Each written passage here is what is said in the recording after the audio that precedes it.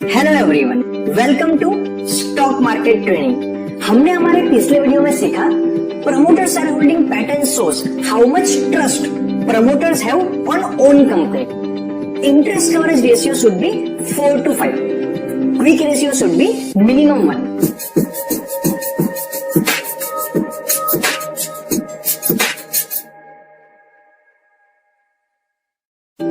Our today's topic is company fundamentals P&L statement, in which we will cover how to read P&L statement, what can we understand about the company from P&L statement. चलिए इस topic को हम practically समझते हैं। यहाँ पे अगर तो हम सर्च करेंगे रिलायंस इंडस्ट्रीज के डेटा को, तो रिलायंस इंडस्ट्री के जो फंडामेंटल डेटाज है वो हमारे सामने आ जाएंगे। अगर हमें ये जानना है कि रिलायंस कंपनी ने पिछले साल के अंदर कितना प्रॉफिट किया, कितना लॉस किया, इन डेप्थ इन डिटेल, वो हम कैसे पता कर पाएंगे? अगर तो हमें ये जानना है कि रिलायंस इंडस्ट्री ने पिछले साल के अंदर कितना प्रॉफिट किया एंड कितना लॉस किया इन डिटेल, वो हम कैसे जान पाएंगे? वो हम जान पाएंगे पीएल स्टेटमेंट से। हमने यहाँ पे जो डेटा एनालिसिस करने वाले हैं वो स्टैंड अलोन डेटा है। आप चाहो तो stand alone and consolidated data दोनों को साथ में भी एनालिसिस कर सकते हो। दूसरा, आप एक चीज का ध्यान रखिएगा कि पीएल स्टेटमेंट में जो भी डेटा है वो एक साल का होता है। जैसे कि अगर ये मार्च 2020 का यहाँ पे डेटा है तो वो डेटा 1 अप्रैल 2019 से 31 मार्च 2020 का डेटा है। और अगर हम बैलेंस शीट में जाके देखते हैं तो यहाँ पे जो भी डेटा अवेलेबल होता है वो कम्युलेटिव होता है, मतलब अभी तक कंपनी का डेटा कैसा है वो दिखाता है। जैसे कि ये मार्च 2016 का है तो कंपनी स्टार्ट हुई वहां से लेके अभी तक कंपनी का शेयर कैपिटल कितना रहा, कंपनी के टोटल रिजर्व्स कितने हैं, टोटल बोरोइंग्स कितने हैं, वो डेटा दिखाता है। तो चलिए समझते हैं पीएल स्टेटमेंट को एनालिसिस करना। सबसे पहले यहाँ पे है net sales. It is company's core revenue net of discount and returns. Company जो अपना कोर बिजनेस करती है सेलिंग का, प्रोडक्ट को सेल करना, सर्विस को सेल करना, तो कंपनी ने टोटल कितने रुपए की सेल करी हुई है वो दिखाता है आपको टोटल नेट सेल्स। तो रिलायंस इंडस्ट्री ने मार्च 2020 का जो डेटा है उसके अकॉर्डिंगली 3,35,000 के आसपास, तो रिलायंस इंडस्ट्री ने मार्च 2020 का जो डेटा है उसके अकॉर्डिंगली 3.25 लाख करोड़ से भी ज्यादा की सेल्स करी हुई है। दूसरा है total expenditure. It's the companies core cost from operating and non operating activities.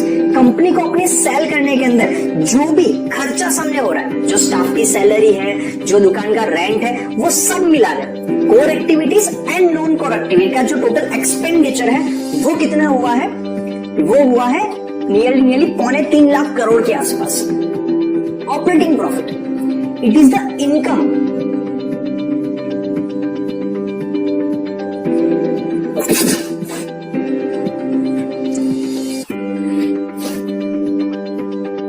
Operating profit, it is the income earn from the core operations excluding any financing और टैक्स रिलेटेड एक्सपेंसेस। कंपनी का जो core business है, जो company को product को cell करके मिल रहा है, उसमें से कंपनी ने एक्चुअली कितना प्रॉफिट अर्न किया वो दिखाता है ऑपरेटिंग प्रॉफिट।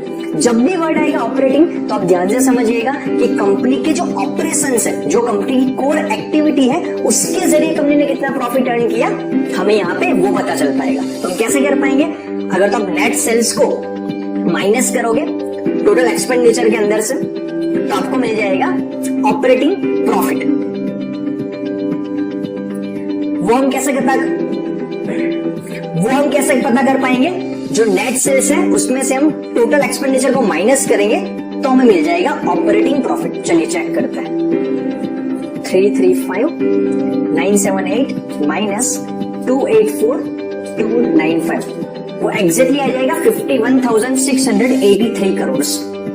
ये operating profit. Other income, It refers to the types of income that are not related to core operations of an entity. Company की जो कोर एक्टिविटी है उसके अलावा भी कंपनी कहीं से कुछ ना कुछ इनकम तो अर्न करती ही करती है। जैसे आज एक इंसान होता है, उसकी एक सैलरी होती है, या तो बिजनेस से इनकम आती है, उसके अलावा कोई साइड इन्वेस्टमेंट करके, या तो mutual fund, fix deposit, banks की सेविंग्स, वहां से जो भी इंटरेस्ट आता है, इंश्योरेंस पॉलिसीज, वो उसकी अदर इनकम कही जाती है। उसी तरीके से कंपनी के पास जो पैसा है, उसने किसी को साइड उधार देके रखा हुआ है, वहां से उसे इंटरेस्ट के समझ पैसा मिला, म्यूचुअल फंड कंपनी ने कुछ किया है, कुछ एफडी की है, या तो लास्ट में जो कंपनी का कैश है वो तो बैंक में ही पड़ा होता है, तो उसका जो साल का इंटरेस्ट रहा। ऐसी अदर इनकम जो कंपनी के ऑपरेशंस के अलावा है, वो कितनी है? रिलायंस के केस में है 14,711 करोड़। अभी interest, it is the expenses incurred interest, it is the expense incurred by an entity for borrowed fund. Company ने जो भी डेट लेकर रखा हुआ है उस पे कंपनी को इंटरेस्ट भी तो चुकाना पड़ता है। तो इस साल के अंदर रिलायंस इंडस्ट्रीज ने कितना इंटरेस्ट चुकाया? वो है 12,105 करोड़। डेप्रिसिएशन, ये पॉइंट समझना बहुत जरूरी है। It is a non cash expenditure that allocates the cost of an asset over its useful life. चलिए एक एग्जांपल से समझते हैं। मान लीजिए आपका एक बिजनेस है, आपने 1 लाख रुपए का सामान बेचा, जिसके सामने आपका टोटल एक्सपेंडिचर था 50,000, तो एक्चुअल में आपका प्रॉफिट हुआ 50,000 रुपए। लेकिन उसी साल के दौरान आपने अकाउंटिंग के लिए एक लैपटॉप परचेस किया था 30,000 रुपए के अंदर। तो अगर तो लैपटॉप की जो कीमत है 30,000 रुपए, अगर तो हम उसको इसी साल के एक्सपेंडिचर में दिखा देंगे तो आपका प्रॉफिट हो जाएगा 20,000 रुपए। लेकिन यहाँ पे समझने की बात किया है, जो लैपटॉप हमने लिया है वो तो 3 साल तक चलेगा, तो अगर उसे 3 साल हम यूज करने वाले हैं लेकिन खर्चा एक ही साल में दिखा देंगे तो अकाउंटिंग पॉलिसी के हिसाब से शायद ये सही नहीं रहेगा। तो हम क्या करेंगे? 30,000 रुपए का लैपटॉप है और उसकी यूजफुल लाइफ 3 साल, तो हम 30,000 को डिवाइड बाई 3 करेंगे, वो बन जाएगा हमारा डेप्रिसिएशन। हम क्या करेंगे? अकाउंटिंग पॉलिसी के अंदर 10-10 हजार रुपए के खर्चे को 3 साल दिखाएंगे, वो हो गया डेप्रिसिएशन। तो इन आवर केस 1 लाख का हमने सामान बेचा, सामने 50,000 हमारी कॉस्टिंग थी और डेप्रिसिएशन हुआ 10,000, तो हमारा जो प्रॉफिट होगा वो होगा 40,000 rupees. 1 lakh minus 50,000 minus 10,000 that is 40,000। तो ये है depreciation. Exceptional item, these are one off events that either caused by a great expense और a big bout of revenue. साल में ऐसा कुछ हुआ है क्या जो ज्यादातर केस में नहीं होता है, जो अकाउंटिंग में नहीं होता है?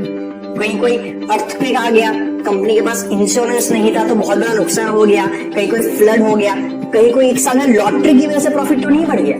तो ऐसी आइटम्स जो साल में एक आध बार होती है और कभी भी हो सकती है, जिसपे किसी का कंट्रोल नहीं है, वो आता है एक्सेप्शनल आइटम्स के अंदर। तो यहाँ पे देखेंगे तो कंपनी का 4,000-4,500 करोड़ के आसपास लॉस हुआ है। ये क्यों हुआ है? कोविड-19 की वजह से। प्रॉफिट बिफोर टैक्स, कंपनी ने जितना प्रॉफिट अर्न किया टैक्स लगने से पहले, it is a total profit after accounting for operating and non operating expenses but before paying corporate tax.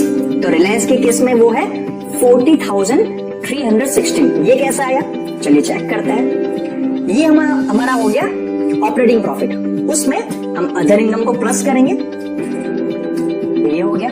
उसमें से हम इंटरेस्ट को माइनस करेंगे, उसमें से हम डेप्रिसिएशन को माइनस करेंगे और उसमें से हम एक्सेप्शनल आइटम को माइनस करेंगे, तो वो आ जाएगा एग्जैक्टली 40,316 करोड़। अभी कंपनी का जब भी आप नेट प्रॉफिट चेक करो तो उसमें प्रॉफिट बिफोर टैक्स चेक करना बहुत जरूरी है। क्यों? डिफरेंट कंपनीज के ऊपर टैक्स डिफरेंट हो सकता है। मे बी उनका कोई प्लान स्पेशल इकोनॉमिकल जोन के अंदर है तो कुछ साल उनको टैक्स का एग्जम्पशन मिला है। क्या इस साल सरकार ने कोई नई पॉलिसी डिक्लेयर करी, टैक्स में कोई राहत देके रखी हुई है? तो टैक्स हर साल चेंज होता रहता है। तो टैक्स लगने के बाद जो नेट प्रॉफिट हुआ, it is the final profit left over after subtracting all operating and non operating items from net revenue.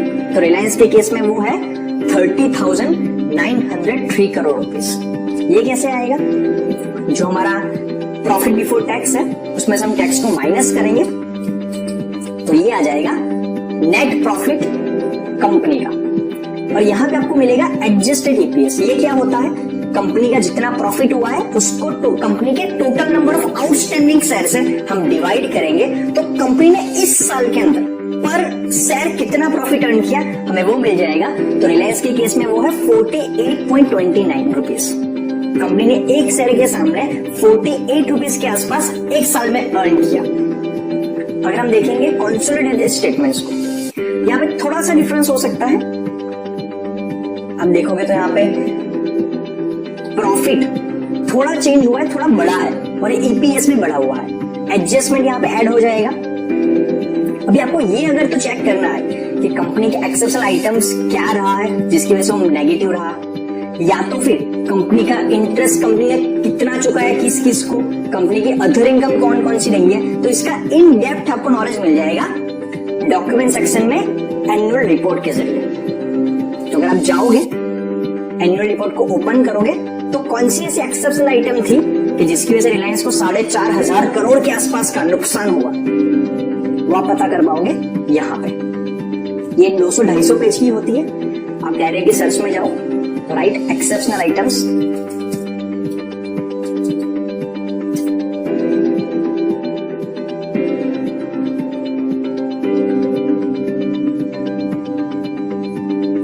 तो आपको डायरेक्टली पता चल जाएगा कि कंपनी ने किस चीज को एक्सेप्शनल आइटम में कंसीडर किया हुआ है। जो in the case of Reliance है कोविड-19, और 2020 के अंदर जो भी एनुअल रिपोर्ट आएगी सब कंपनियों के केस में ज्यादातर कोविड-19 की वजह से ही उनका लॉस काफी बड़ा हुआ होगा या तो प्रॉफिट कम हुआ होगा।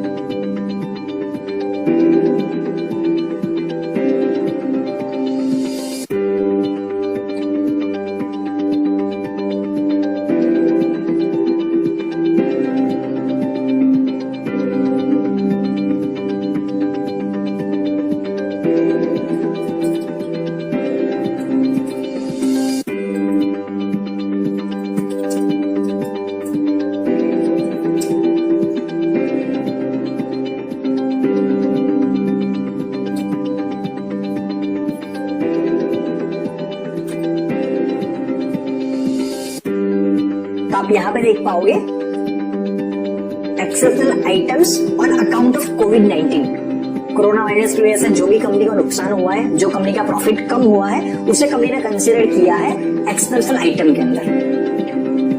तो आज के वीडियो में हमने सीखा P&L statement shows annual report of companies financial expenses and profit. आप उसमें डिटेल में समझ सकते हो कंपनी ने कितना प्रॉफिट कहां से अर्न किया, क्या कंपनी ने इस साल ऐसा कोई नुकसान किया है जो जनरली नहीं होता है। तो आज के वीडियो में इतना ही, मिलते हैं नेक्स्ट वीडियो में। Thank you very much.